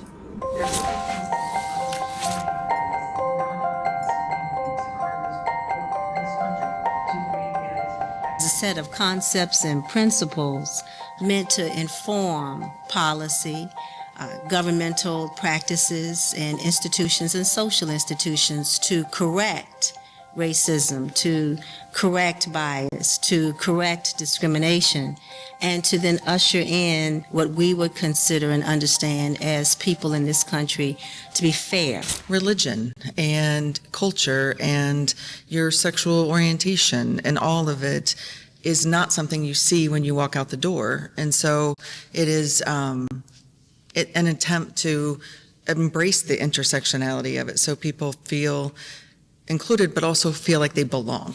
The default for us, I think, is to go to race. Yes. Because that's the default. You know, you make it black and white, but there's so many other pieces to this. I don't want to dilute race. No, you can't. I don't want to dilute race. I want to be clear. No, you can't. Right. But that's our default. But it's important to highlight the cross factor of DI. Yeah, the cross factor, because when we talk about diversity, equity, and inclusion, we're talking about language accessibility in many communities, but also we leave, I think, single parents out. Accessibility is always key. It doesn't matter when. The ability to continue to live with accessibility, accommodations, and inclusion, I think, is what matters. And I'm so thankful we're having these conversations together so we can think about what it is and how we can grow, because in my mind, DEI is never stagnant. Let me go back to Dr. Fairfax's comment about we cannot exclude race, though, because one of the things that my former superior, Secretary Julie Sue, always said as it concerned the Labor Department is when you can address the discrepancies in race, all other demographics under DEIA will be benefited because of that. Because from the very onset of the inception of this country, the system, the Constitution, was only signed by one demographic, and that was white men. We don't know if there were people with disabilities in the room. We don't know if there was another sexual orientation. But the perspective for which this country was built on was white men from the only lens of white, Christian, able-bodied men. Therefore, all systems are built on that, which the whole point was to keep the United States white and elite. And so a lot of the exclusionary factors of our systems started out with race, but it has also trickled down to other demographic groups. I ended all of the lawless so-called diversity, equity, and inclusion bullshit. So until we get to the place where we're all comfortable saying, I may not look like you, I may not come from the same place that you come from, but I do have the same opportunity to be successful. That's where the challenge is. And so President Trump is speaking to a base of people that largely don't understand that the very people that he's going against are people in their family that he's helping, that are being helped by DEI. You know, the person whose child at school needs an IEP plan. Just different things that people don't understand, because if you're going to just focus on that narrow window of Christian, heterosexual, male, healthy, because even a white male who's disabled doesn't fit that. Yeah. It's that narrow view that people want to hold on to. What this group reads in the strokes of President Trump's executive order pen is in reality a movement to roll back hard-won progress. They hear echoes of backlash history has shown us before. Reconstruction in the late 1800s slapped back by Jim Crow. The civil rights movement met with opposition and attempts to stifle it. Roads to legal and social progress blocked by the traffic of fear. America was on that path during Reconstruction. It was actually on that path right after the American Revolution. And each time we were on that path, we veered off because of fear. We veered off because some people, the majority, felt that they were going to lose their privileges, that they were going to have to share their space. They wanted to continue to exploit people through enslavement, through discrimination. And so they veered away from it, to the harm of our society. We're in a time period now, when we look at our laws that are now being dismantled, this didn't happen overnight, okay? This was a plan in place from the first moment the Civil Rights Act was signed in '64, to start, how do we now roll this back? We look at what is happening now, which is being executed through the policies of the White House, the power. However, the policies were created through a think tank called the Heritage Foundation, which brought together over 100 different groups throughout the country with various ideologies in order to create what America used to be. And that is an America that is centered around white superiority.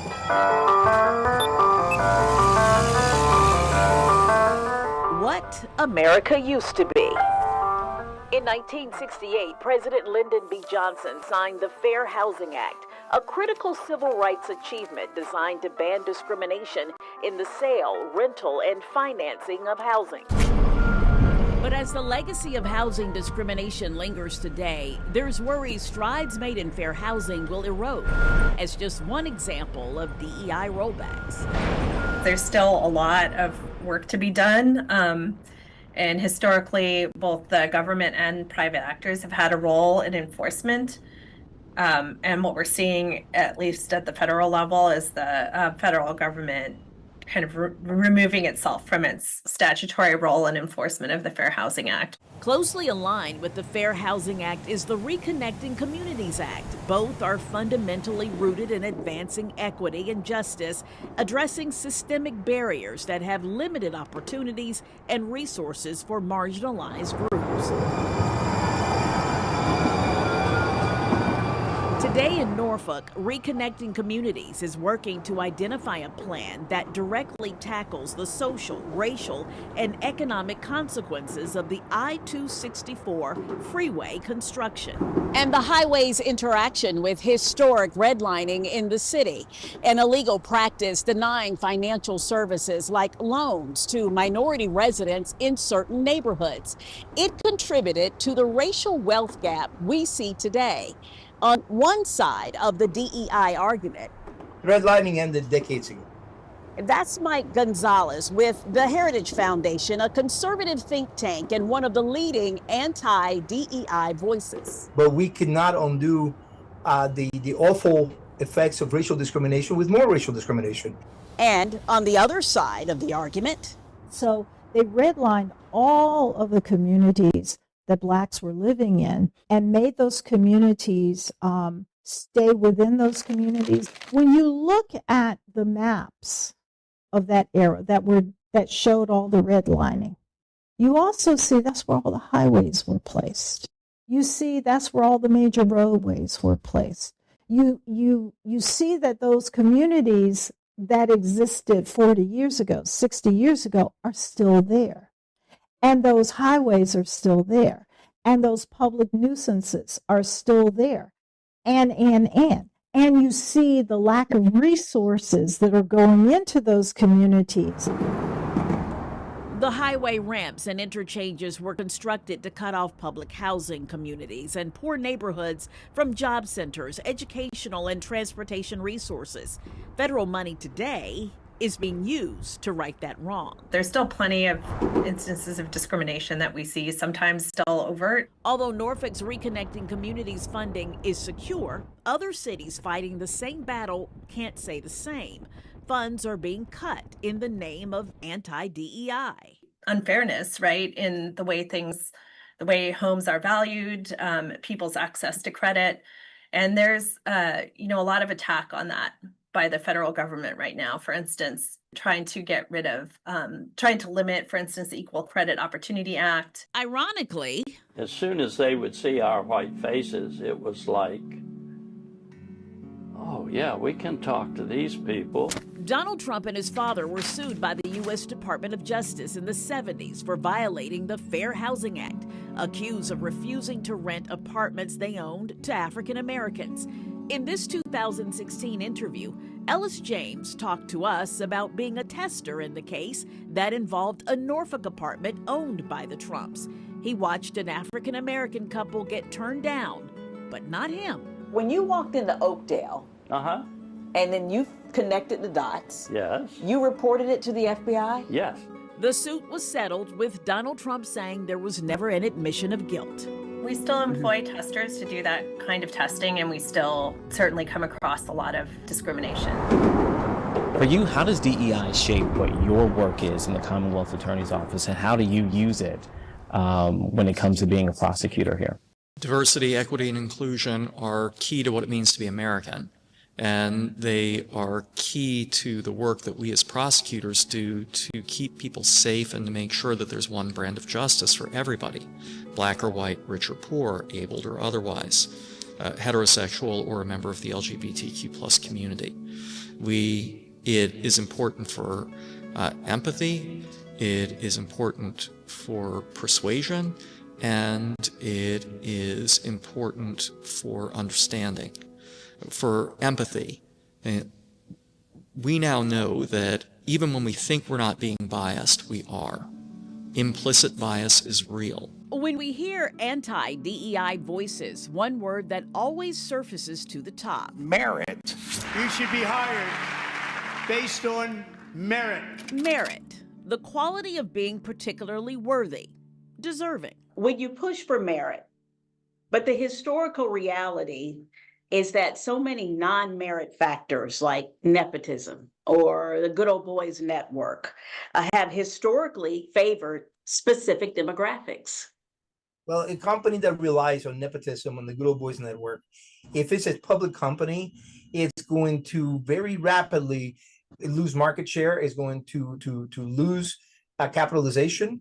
It will not be able to compete with companies that hire on merit. We believe that whether you are a doctor, an accountant, a lawyer, or an air traffic controller, you should be hired and promoted based on skill and competence, not race or gender. Very important.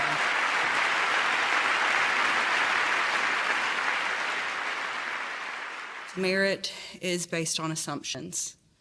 As a person with a disability, if I go into a job interview and say I have a significant physical disability, my resume has gotten me into the interview. You have seen in my resume something worth of merit to call me to an interview. But the minute you see a person with a disability who's coming in for a job interview, who may have a significant disability, merit goes out the window, even though my education, my resume says it. What is there is their assumptions. You're biased. There's a lack of knowledge. The disability community, we didn't get our civil rights until 1990 with the Americans with Disabilities Act. And if you say ADA today, a good percentage of the population think you're talking about the American Dental Association. We paid a visit to the Independence Center, a disability advocacy facility, where they worry that anti-DEI policies will work to dismantle the structures designed to promote fairness, support, and a sense of belonging. I help people who have communication barriers for the deaf and hard of hearing.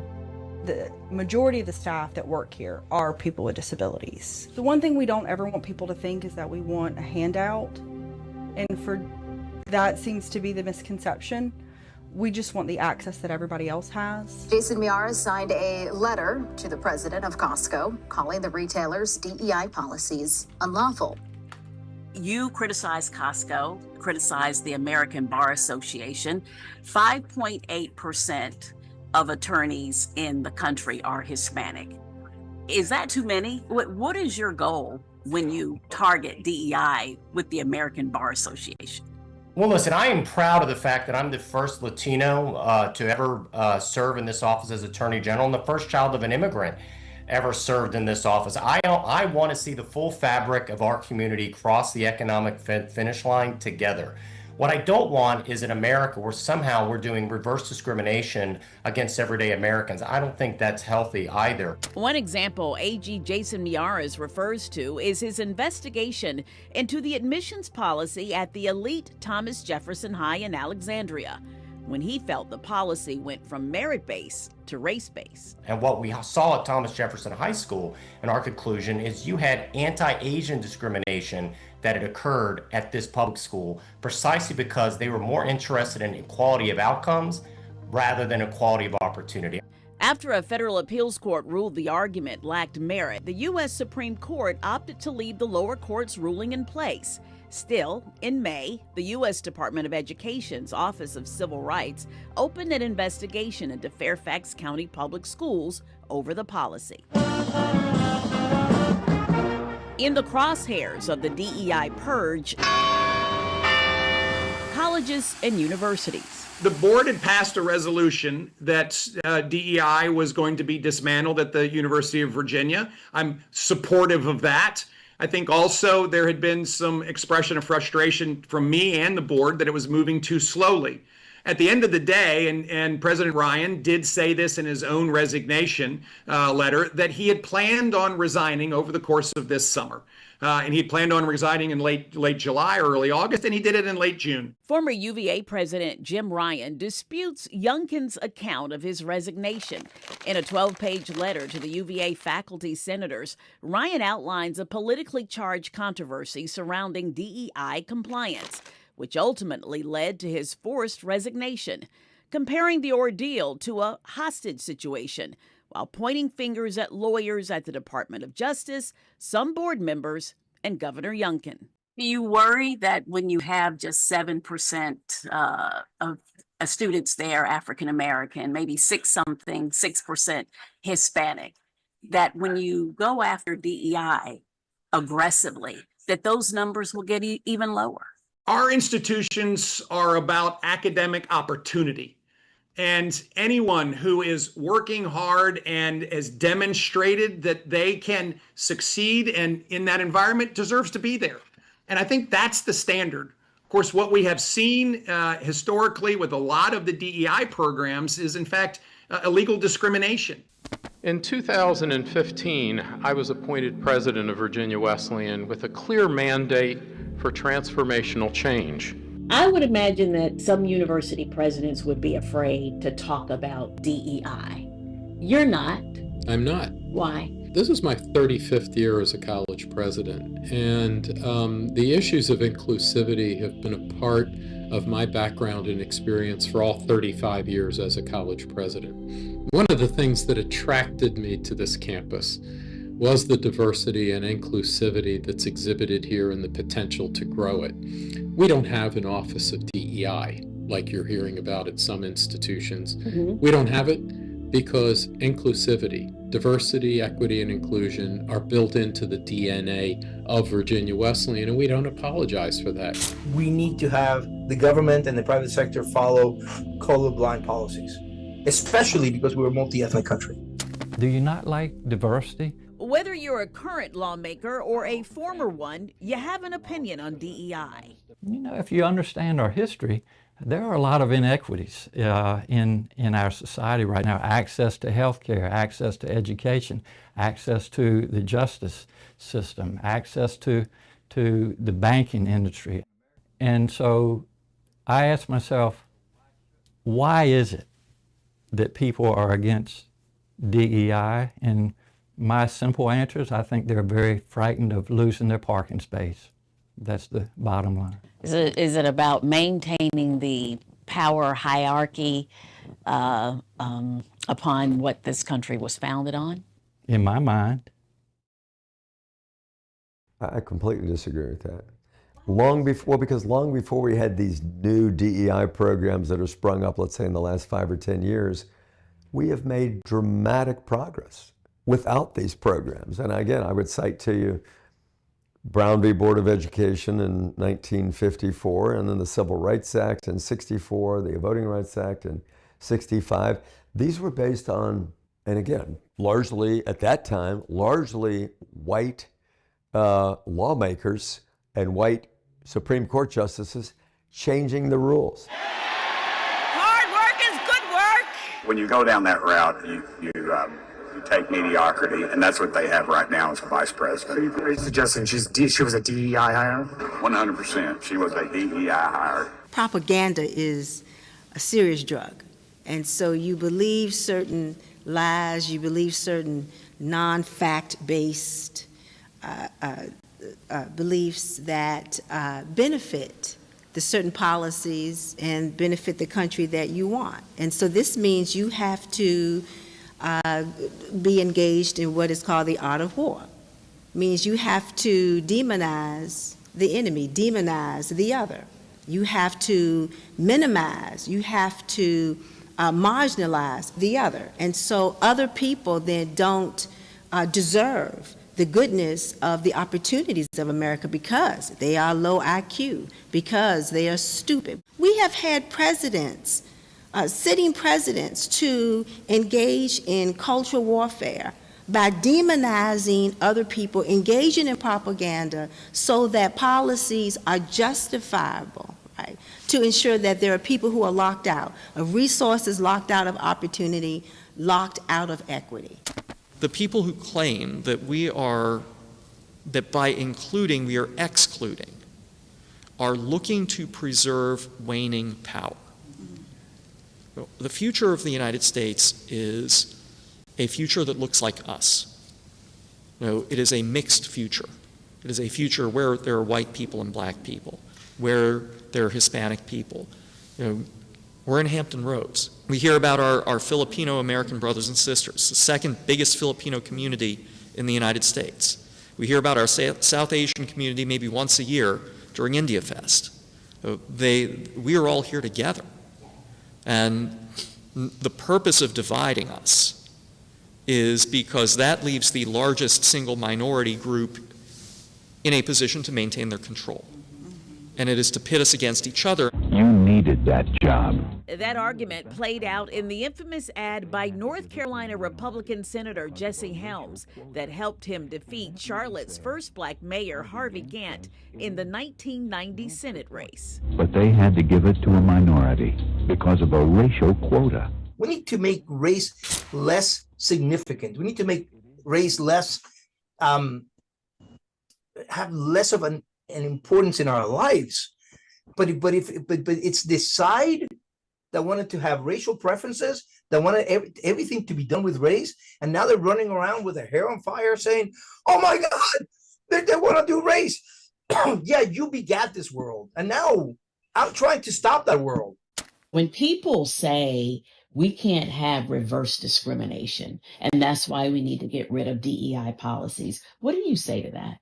I don't believe there's any such thing as reverse discrimination. What I do is I look at what is the underlying argument? What is the underlying foundational thought or belief that you have? And what I see as the underlying belief is that unless there is assistance, white people are smarter than black people or any person of color. And a male is smarter than a female. And so unless they have help, they would always be the top candidate. That's the assumption. My community is a sitting duck right now because there's 64 counted million of us in this country with the buying power of $3.4 trillion a year. But they're not just getting rid of criminals, like they say. I'm a threat.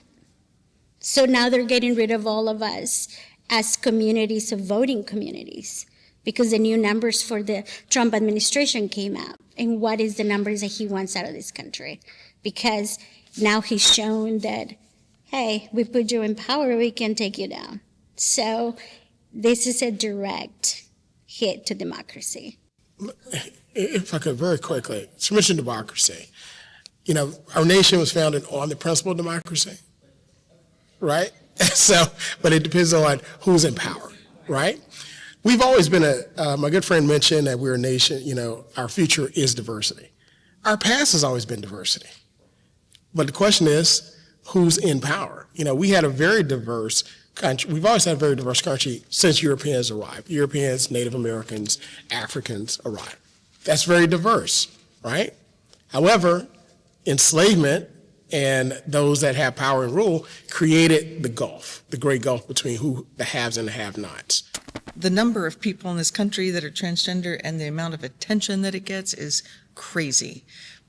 And to center it in the conversation on a community that is already so incredibly vulnerable is just criminal. If you take a simple concept of why DEI is important based on economic prosperity alone, what we know to be true is that, and research has shown this, that every organization that has greater diversity in its workforce has a more profitable business. Do you believe that diversity is a benefit? I think unity, I think especially in times of trouble, when a nation and a society are faced with challenges, I think that you get the unity should be at a premium. What we have to do is bake it in. And so when you talk about Target and all of these other corporations who've rolled back DEIA, it's because it was never baked into their systems anyway. It became a catchphrase. Everybody wanted to respond to Black Lives Matter or George Floyd, and so they just put frosting on their mission statement, a DEIA statement, so it was easy to roll it back, right? What we must not do is to decide that other group of powerless people are somehow our problem, that they're in our way. They are not in our way, nor are we, and I'm speaking as a Black woman, nor are we in their way. Every group, yes, have different set of concerns, different issues, a different history, no doubt about it. But we should never lack the capacity to realize that their issues and their concerns should matter to us. It is going to take people to support the safety net that's going to be ripped away, for people to stand up and be part of that fight who are not used to it. We've got some fighters in the fight today, right? I believe that there is a majority of folk, and this is the hope that I have to have, one, as a woman of faith, but two, because I believe that humanity ultimately will prevail. And I believe that DEIA is resilient through the course of time, regardless if it's immigration laws, it's civil rights, ADA, regardless it's the LGBTQ rights that we see now, veterans' rights, youth, those who are just as involved. We're not going back, and it's resilient, and diversity will always win.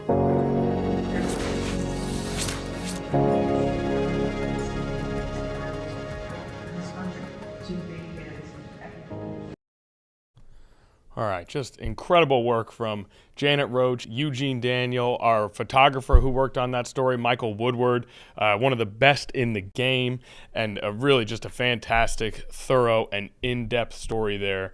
And we do so much where we have deadlines and you have to get things done that day, and you find out about a story that morning, you got to turn around, get it done by that afternoon. That's the nature of local news, and that is okay. And you know, it's a privilege to get to go and cover breaking news situations and things like that.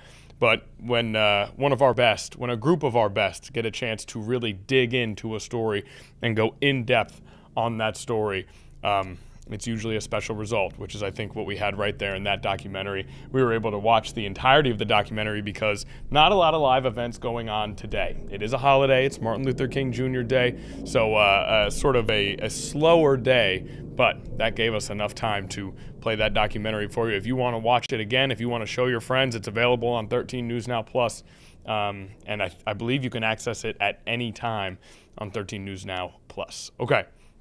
We are going to do one more press conference here. Treasury Secretary Scott Bessent did speak earlier today, very briefly, but he spoke nonetheless. And with everything happening with new tariffs from President Donald Trump being announced on Saturday, we want to listen into the U.S. Treasury Secretary and see what he has to say.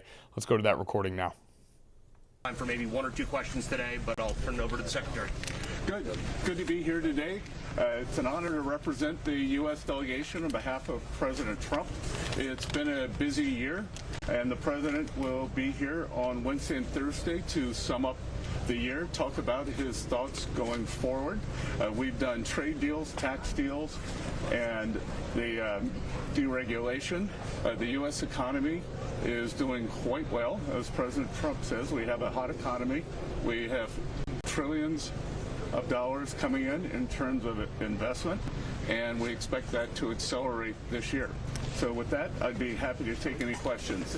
Great. Let's start right over there. Yours, DeVille Walsh. Mr. Secretary, it's a pleasure to have you back in Switzerland. May I ask, what are the key points that you want to achieve here in Davos, and what are your thoughts on Switzerland? Well, good to be back in Switzerland, and I think that the U.S.-Swiss relationship, after a rocky period over the past few months, is back on a very good track. What do we want to achieve? I think the message is America first does not mean America alone. And I think President Trump will be talking about this is what American leadership in the world looks like. The U.S. will be hosting the G20 next year. And I can tell you in the finance track, we are going to identify the lack of growth as the greatest threat to financial stability. So we are going to be pushing for growth, for deregulation. Great. The next question right here in the front, James, the Associated Press. Secretary, nice to see you again. Thank you for coming. Jamie, Associated Press. Could you tell us what kind of communications you've had with European Union officials since your comments yesterday to U.S. media to avert a crisis and a new showdown in the souring relations between the United States and the European Union? I've been traveling, so I haven't been in touch, but I spoke to President Trump, and evidently there are a lot of inbounds, and I think everyone should take the president at his word. Does that mean next, I'll take one right here. Laurent with AFP. Yes, hi. The European Union, well, two questions if I could. Can you confirm that the President's letter to Norway and then the EU might be preparing retaliatory measures over Greenland? Are you concerned about what that could mean? Yeah, I don't know anything about the President's letter to Norway, and I think it's a complete canard that the president will be doing this because of the Nobel Prize. The president is looking at Greenland as a strategic asset for the United States. We are not going to outsource our hemispheric security to anyone else. Great. I think that'll probably be the last one for today, guys. About retaliation. About the Europeans, this question. Last one. I think it would be very unwise. So thank you. Great. Thanks, everybody. All right, the Treasury Secretary commenting on everything happening with President Donald Trump, Greenland, and tariffs on 8 NATO nations that had troops in Greenland for a military exercise. All of this happening over the weekend. He also commented very briefly there on President Trump connecting some of his stances in a letter to the Prime Minister of Greenland, connecting some of those stances, connecting his approach to the leaders of Greenland not giving him the Nobel Prize. The Treasury Secretary saying that's simply not the case. So we'll see. We will continue to monitor this situation as we so often do with the biggest stories here locally, nationally, and globally. That's what we do here on Live Impact News. On days like today, we get a chance to honor Dr. Martin Luther King Jr., his legacy and his impact. And we want to make sure that we end the stream by once again saying Happy Martin Luther King Jr. Day and just how thankful and grateful we are for everything that he created in this country for us to build off as we continue to pursue equality and as we continue to try to get rid of discrimination in all of its forms. Now, is any last words for the stream, People's Producer Nia Campbell? No last words. All right, then we'll end it by saying Happy Martin Luther King Jr. Day, everybody. We hope to see you tomorrow.